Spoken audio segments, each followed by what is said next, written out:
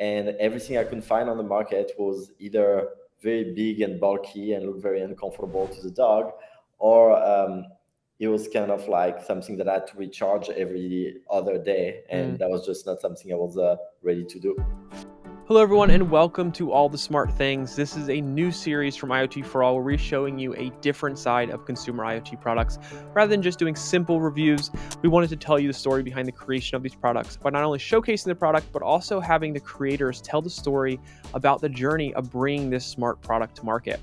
Today, we're going to give you an inside look into the Fi Smart Dog Collar, or the Fi Series 2, which version this is right here in front of me, through a discussion with their founder and CEO, Jonathan Bensamoun, who set out with his co-founder to strengthen the relationships between dogs and their humans through technology. So, what is the Fi Series 2? Well, it is a GPS-enabled smart collar and smartphone app that enables dog owners to monitor their dog's location from anywhere. It provides invaluable health insights via activity and sleep tracking, and a number of other great technologies, which I'll talk about here in a second. So the collar does is it combines different connectivity technologies like Wi-Fi, Bluetooth, GPS, cellular technologies to allow location tracking and basically just allow you to keep track of your dog wherever you are. There's walk tracking, activity tracking, sleep tracking. There's also a social element within the app to allow dog owners to see how their dog stacks up from an activity level standpoint with other dogs in their area, share photos, build some type of community within the dog community from in which you live. Very cool product, a lot of fun discussion here. So we really hope you enjoy this episode. But before we get into the interview, what we'd really appreciate is if you could like this video, subscribe to our channel if you haven't already done so. It shows us the support you have for the channel, as well as helps other people find the content more easily. So we'd really appreciate it, and it really just shows that you're enjoying the content. So, but for now, without further ado, please enjoy this episode of All the Smart Things. Welcome, Jonathan. Thanks for taking some time to chat with me today. Thanks, Ryan. Thanks for having me. Yeah, I'm very excited about this conversation. This is kind of a new series for us. We haven't done a lot of consumer-related products, but we're starting to get into that a bit. And I'm very excited for one of our first videos to be your product. We've played around with the $5 collar for a while. It was featured in our gift guide at the end of last year. So we're big fans of what you have going on. So I appreciate you taking some time to chat. And I wanted to kick this off by having you just introduce yourself to our audience. Sure. I'm Jonathan Bensamoun. I'm the founder and CEO of Fi, and the dog dad of Thor, a 5-year-old German Shepherd. Fantastic. So let's. The point of these videos for us is rather than just doing like product reviews and things, we wanted to be able to get kind of behind the scenes look at some of these smart products that are in the market, and having you on is really going to help us kind of talk to those points. So if you wouldn't mind just briefly talking about the founding of the company, the story behind kind of the product, why the product exists, the opportunity you saw in the market, and kind of start there. Sure. I started Fi about 5 years ago, and I started this because I didn't find a product that was really satisfying for my own dog, Thor. And so at the time I got Thor, he was about 3 or 6 months old, and I hired a dog walker to walk him, and the walks got shorter and shorter, and I kind of realized that because I had a home camera, I kind of wanted to put a GPS on the dog and kind of like see where they were going. Right. And everything I could find on the market was either very big and bulky and looked very uncomfortable to the dog, or it was kind of like something that I had to recharge every other day, and that was just not something I was ready to do. So battery life's obviously a big part to this. The form factor at the end of it is a big part as well. So how does this product kind of compare to other collars on the market? And we've seen other ones here. We've talked to some of the creators of some of the other ones, and it's very interesting to kind of get a sense of the different approaches based on the feature set, the technology used, and so forth. So talk to me a little bit about kind of what you saw, and you kind of already started this point of the conversation, but expand on kind of what you saw in the market that wasn't meeting your needs, and then what you ventured into and how the process went to create this. Yeah, to be honest, I think like when I tested this product as a consumer, like the technology to build this type of product was not really ready to build a consumer Mm, product that was okay. satisfying. One of the main changes that we have seen happen as we were developing the products are, for example, miniaturization, lower power and energy consumption of like typical components like GPS chips and BLE modules, things like that. And the emergence also of a very specific cellular network protocol called LT-CAT-M1, which is kind of like a layer on top of the LT protocol that is Right. optimized for IoT type of use Right. case. So all of that was not existing when I just got my dog, and that resulted in all this product to be extremely battery intensive. So I guess one thing I'm curious about is if you could talk a little bit more about the creation process behind it. The testing out or figuring out what the hardware is going to look like, how it's going to operate. Obviously, you talked about technology and how far it's come on the connectivity side of things. So LTEM really being an enabler for this to exist. But how did you go through that process and kind of take us through behind the scenes of what that looked like to get this where it is now? Yeah, I think there's a lot of like just discovery and R&D as part of the process, and you need to embrace it a little bit, right? So it's about like kind of researching every type of technology that exists out there and try to understand what are the constraints and the environment where your product is going to live in them, and assess them in real environment, because there is a huge gap between like what is described on paper and technologies that theoretically work, and how they actually perform in the field, right? So like you really need to get Right. out there and test these technologies, and once you have proof of concept of all the core components of your product, then you can start integrating it together and designing it. So tell me how many versions did it take you to kind of get to this point where it is now? Testing out A the form lot. factor, testing it a lot. Yeah, I bet. I bet. Yeah, I mean, like it's especially in the early phase, it's very important to just try to prototype, tens of versions that look and feel in different ways, just to validate hypotheses, right? Like, um, Mhm. so you have core design decisions to make very early, which are, what is your product, what is a dog color, and what's the Yeah. main function that it performs, and then you have to understand what are the mechanical constraints around the dog collar, right? As soon as you Sure. clip a leash onto this, and how a dog is moving in this environment and what Right. it's supposed to do or not. So like there are a lot of things that you need to understand about your own product, and kind of make yourself the real picture of what your product is. Right. Right. Right. Yeah, no, it's super interesting. Like when we first got it, I was very impressed with just kind of the sturdiness and the robustness of this, but at the same time, how clean and simple it turned out to be. Which it needs to be with a dog. You don't know what the dog's doing. They're jumping around, they're running in, they're getting wet, they're doing all the things that kind of kids do. So you got to Yeah. build a product that not only looks nice but also operates well with the technology. And there are multiple different kinds of connectivity here, right? We're talking about Bluetooth, talking about Wi-Fi, and the GPS LTE side or LTE-M side of things. Talk about how those three kind of work and kind of what the decision was on how those kind of fit in here.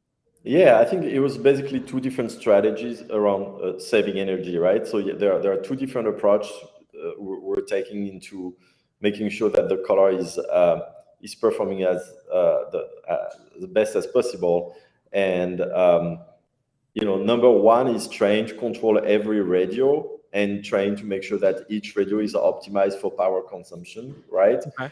And number two is to try to use a radio that consume the least power, the least amount of power, right? and Right. and to do that, we are what we do is that we're basically rebounding between like BLE, Wi-Fi, or LTM and GPS, depending on the environment of the dog, right?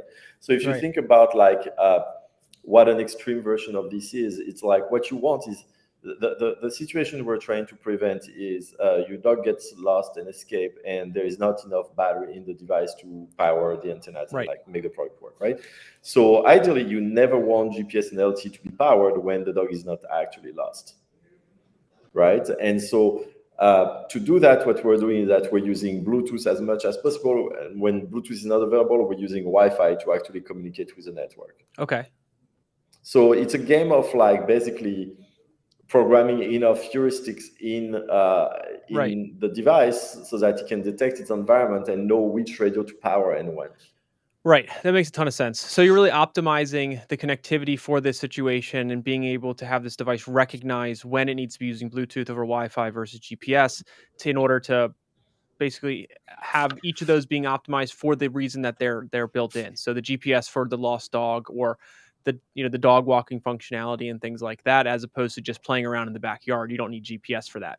Exactly. And then you have all these kind of like edge cases where, like, imagine that you're with the dog is with the owner in the backyard and they are playing fetch, right? Right. So like the dog is close to the owner, so eventually we can connect to this phone or something like that Yeah. via Bluetooth. And then the ball is being thrown, the dog runs away, and now he's too far to connect in in Bluetooth, right? And then like he's gonna come back and reconnect in Bluetooth. So you have all these like edge cases where you want to Sure. make sure that you can optimize for the device not going crazy, you know? Right. Yeah, it's interesting because I actually just spoke to one of the executives within the Wi-Fi Alliance the other day, and they were talking about the Halo side of Wi-Fi that they're launching, and that's going to help expand the Wi-Fi connectivity outside of just inside the home. So it's going to be able to penetrate better. It's going to be able to reach. I think it's up to like a kilometer outside of the home. So for things like this, when you're going from being very close to the owner, connected to Bluetooth, spreading out. Is there a way that Wi-Fi can also then come back in, as opposed to always just going to GPS? But you have GPS kind of as that fail-safe, just in case it's too far, or the dog, like we've said, gets lost or does something else. Yeah, and then like you run into another set of constraints around the product, which is you don't want your signal to like reach too far from the home or too far from the Sure. owner, because then you limit your ability of knowing how far the dog is, right? Right. So and I think that's a trend we're seeing in every different type of radio, right? Like every Mm. protocol, whether it's Bluetooth 5 or Wi-Fi, is trying to reach further and further away from the access point, right? But as you Right. do that, you're losing information about how far from the access point you actually are, right? Right. Right. Um, so like you actually don't want Wi-Fi to reach up to the highway next to your home, right? Because Yeah. then the dog could get there and you would think it's in your home. Right. No, absolutely. Yeah, it's a tricky thing because it's not even just like, if you take this out of the full context in which it's being used, it's it's an asset tracker, right? So we're talking to enterprise and commercial companies who are tracking physical assets, and it's Mhm. not a dog; it's maybe a number of pallets or a car, or a number of different things that you put a tracker on, and they have to play in with the same kind of constraints and optimize for the same type of edge case situations that you've built this for. It's just in a different kind of use case. So Mhm. it's Mhm. very it compares a lot to what other people kind of come across when they're building something like this, regardless of who the end user is. So this has really been interesting to kind of just learn about the edge cases you had to work to solve for. Yeah, absolutely. I mean, I'm sure this category of problems is shared by a lot of different use cases. Yeah, I mean, the technology is they're using the same kind of stuff, right? They're using Bluetooth, Wi-Fi, GPS, the LTE-M side. So it's just optimizing and building the product to best behave with that, which is not always the easiest thing for sure. Um, So I wanted to ask you then. So we've talked about the technology, the kind of the founding story and behind the scenes on how we got to where we are now with this product. Tell me about the feature set. So I know from everything that I've learned, it's able to track the dog's location. We got sleep tracking in there, right? Activity tracking, like steps and things like that. Tell me, just kind of round that out and tell me a little bit more about the key features and the things that this was built to do. Yeah, absolutely. So I think, like the core feature of what you want in this product is obviously location tracking, right? And kind of like geofence breaking. So like the two core features are like I absolutely want to be able to see where my dog is in real time at any point of time, right? And so Yep. that's the number one kind of criteria we're trying to satisfy with the product. And then I think on top of that, you get layers of more information that you can extract out of the data set that you can collect about the dog, right? Because now you're living on the neck of the dog and you're collecting all of that data, like whether it's number Mm, of steps, when the dog is sleeping, when does he start sleeping, when he stops right. sleeping, how many times they wake up during the night. These kind of things that we're doing now that are much more about collecting terabytes of information about your dog and just Sure. giving you kind of a portal into its behavior without you having to really interpret and observe the dog to see what's going on. And as like a general just dog owner, how do they kind of interpret that data? How do they know what it kind of means, and what can they use it for? But that's what we're doing for them, right? Okay. So like we're trying to abstract that data as much as possible. We collect the sensor data, and then while at the beginning we would only show you a number of steps, for example, right? Now we're able to tell you, hey, we show you the number of steps, and we also show you kind of like standard deviation from the typical Mm, activity of your dog, right? And we compare that to other dogs of the same breed, same age on the gotcha. network. So like that's the power, I think, of this system, is that at first you get it for the location tracking, and then when you engage with a product, you get all of that value add about the data we can interpret about your dog. And we're getting better at doing this, and we're extracting more and more advanced insights about the dog, just beside just the basic sensor data surfacing, I want to say.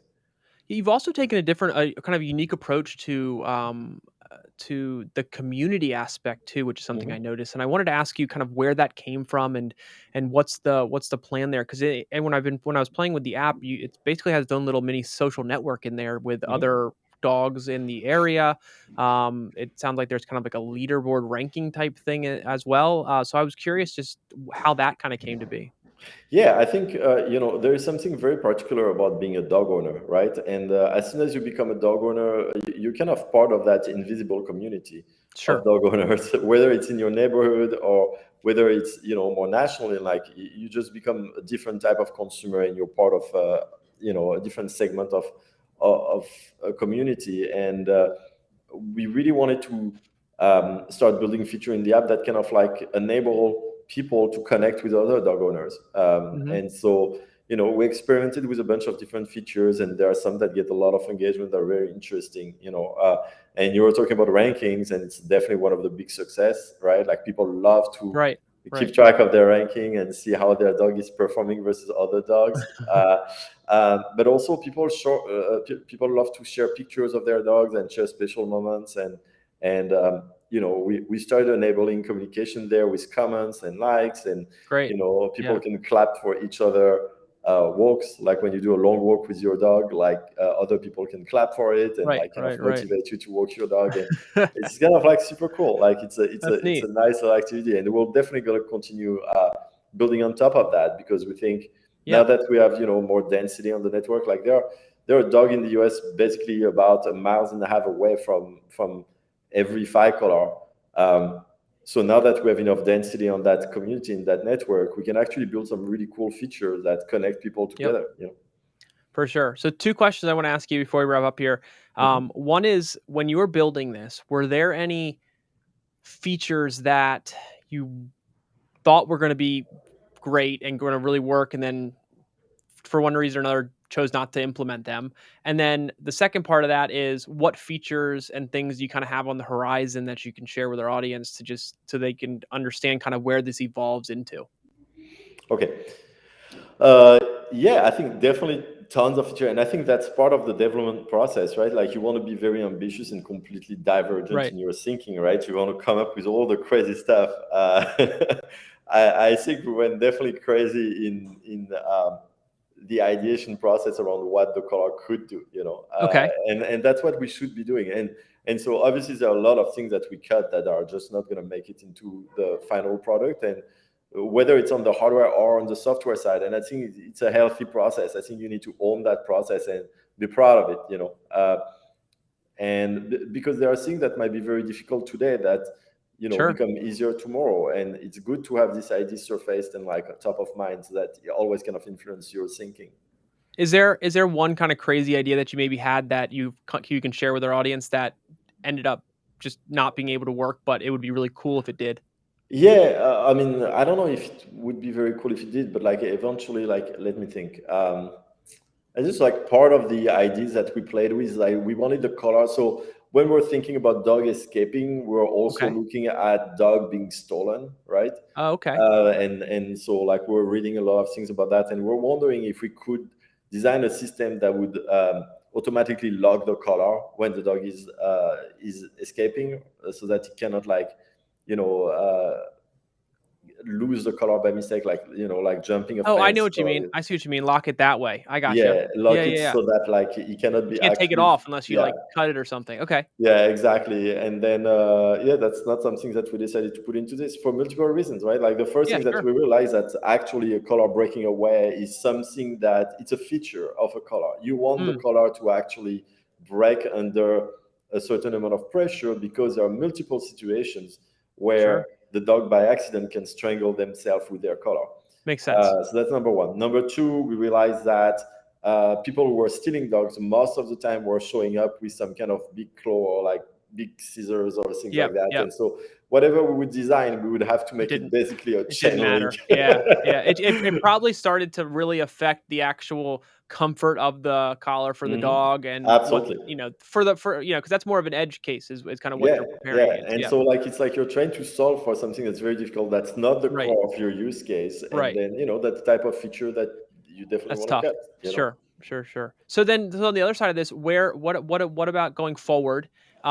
Feature wise, what does the evolution of this look like? Is it new features? Is it kind of software stuff that can be updated? Is it new collar design? What is kind of the evolution of this product line look like? It's hard for me not to share, but Okay.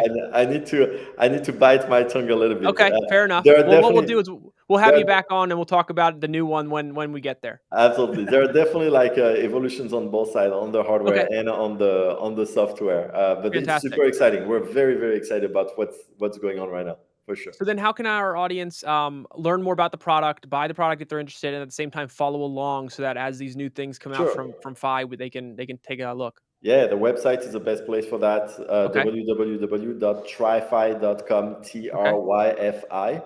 If you could Um, see it, I think it's right here somewhere, right? Or and you can just that's your social media, which you'll find it that way too. yeah, if you Google Fi Color, it's pretty easy to Perfect. find. But yeah, and you can subscribe to our mailing list, and Okay. we'll definitely keep everybody updated about the new things coming out. But yeah, we have a lot of work in flight that is coming to fruition pretty soon, so we're Fantastic. pretty excited. Well, great. Well, Jonathan, thanks so much again for taking your time. Like I said, this is kind of the first of our getting into our consumer product side and doing a more behind the scenes look at these products, how they came to market, talking about the technology, because we have an audience that is very much interested in connected products, not just in the enterprise space, but also for everyday use. And I think this is a great example of kind of a tie over there for them. So I appreciate you taking the time and look forward to chatting again in the future as new things come out from Fi, and we'll share with our audience. Thank you, Ryan. Really appreciate it. Excited to be here. Thank you. All right, everyone. Thanks again for watching that episode of All the Smart Things. I hope you enjoyed our conversation with Jonathan of Fi, learned a lot about this collar and the journey it took to kind of bring this to market. Super fascinating on my side. Hope you got a lot of value out of it. Just a reminder, if you're interested in the product, you can go to shop.tryfi.com. We'll make sure that's in the description so you can find it more easily. Also, if you like this video or other content on the site, be sure to subscribe, like this video directly. It helps others find this content and shows us the kind of content that you enjoy, and we will work our hardest to make more of. Speaking of that, if you have a company or a product maybe that you're looking into and you want to kind of see more behind the scenes about it, throw it into the comments or reach out to the company, see what we can do. Potentially we can get one here into the studio, check it out, talk to one of their creators, and give you an inside look. So hope you're enjoying this content. And if you do, look forward to having you back on the next episode of All the Smart Things.